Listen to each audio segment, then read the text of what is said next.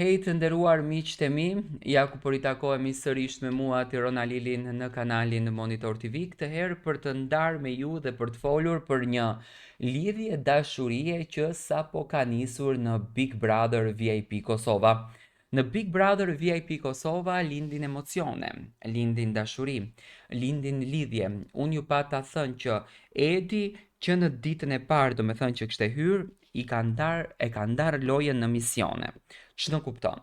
Që banorja e parë duhet të krijohet, do me thënë, situata e parë duhet të krijohet lidhja dashurie me një vajzë. Dhe Edi po jarin këtë gjën, që në ditën e parë ja vuri syrin Dolces, Dolcia lahej tek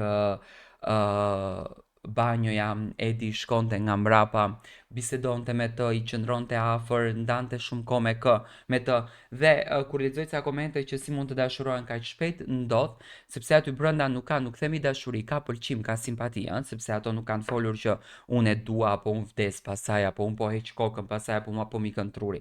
Domethënë thjesht është një lloj simpatie që e bën të jetë e pëlqyeshme dhe për Edin dhe për Dolce në këtë rast.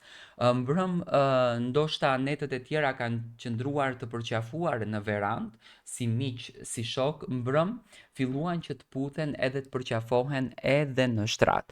Do me thënë, çifti i parë, akoma pa u bërë edhe një javë, është çifti i cili po ndërton dhe po lë gjurmë në shtëpinë e Big Brother VIP Kosova, Dolce dhe Edi. Tani, pyetja ime është kjo.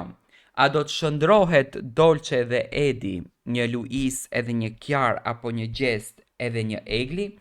Kjo do të mbetet për tu parë, por që ka një lloj simpatie, që ka një lloj pëlqimi, që u dha pak e shumë puthja e parë, dhe unë e di që të hënën në Prime do të thuhet që jo, e putha këtu në cep të buzës, do me thënë është shumë herët për t'i pranuar. Kjo është më se e vërtet, por që ka një lloj simpatie, që ka një lloj kimie që e tërheq Dolcen edhe Edin, që ka një lloj ngrohtësie, do me thënë natyra e qetë e Dolces, pozitiviteti i Dolces, energjia mirë e Dolces e bën Edin që Edi të jetë i fokusuar tek Dolce dhe të kërkon diçka më shumë se sa një lidhje shoqërore.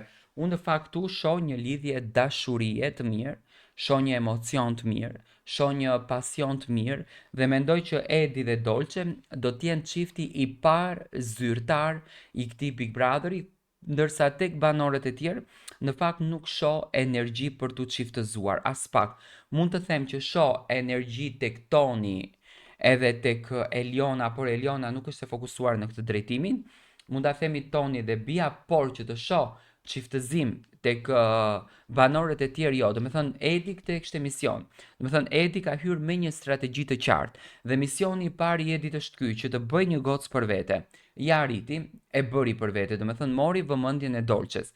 Tani, në anën tjetër kemi Edin, i cili po lufton çdo ditë për të marrë fokusin e lojës. Do me thënë, në qoftë se banorët e tjerë janë më të zëshëm, janë më të gjallë, janë më dinamik, Edi i merr me qetësi.